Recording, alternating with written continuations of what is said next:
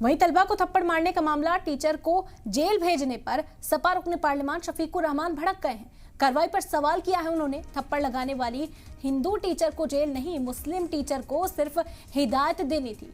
बता दें कि शफीकुर रहमान बर्क इस बात पर भड़के कि इससे पहले भी इस तरह का जब मामला सामने आया तो उस मामले में टीचर को हिदायत दी गई, कई तरह के सवाल किए गए, लेकिन कोई कार्रवाई वहां पर देखने को नहीं मिली थी। और शाइस्ता जो टीचर माइनॉरिटी से ताल्लुक़ रखती थी, उनकी फौरी तौर पर गिरफ्तारी हो जाती है महज इसी वजह से, क्योंकि वजह दोनों ही मामलों में एक जैसी नजर आती है।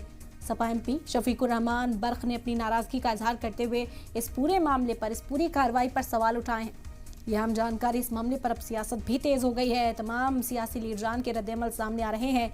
वहीं संभल से सपा एमपी शफीकुर रहमान बर्क ने भी ये बयान दिया। उन्होंने कहा कि थप्पड़ लगवाने वाली हिंदू टीचर को जेल नहीं, मुस्लिम टीचर को भी सिर्फ हिदायत देनी थी, फिर उनकी गिरफ्तारी क्यों की गई। बता दें कि शफीकुर रहमान बर्क अपने बयानात के लिए मुसलसल सुर्खियों में बने रहते हैं और आज एक बार फिर से इस मामले पर बयान देकर वो सुर्खियों का सबब बन गए हैं। उन्होंने सवाल किया कि इससे पहले जब मामला सामने आया था तो उस टीचर को महज हिदायत दे दी गई थी, उसकी कोई गिरफ्तारी नहीं हुई, उस पर कोई कार्रवाई नहीं की गई। फिर सेम मामला जब संभल से सामने आया तो फिर यहाँ आखिरकार इस तरह की कार्रवाई देखने को मिली। टीचर को गिरफ्तार किया जाता है। अक़लियती तबके से ताल्लुक़ रखने वाला जो वो तालिब इल्म था जिसने थप्पड़ टीचर के कहने पर लगाया था, उसके खिलाफ भी मामला दर्ज कर लिया जाता है।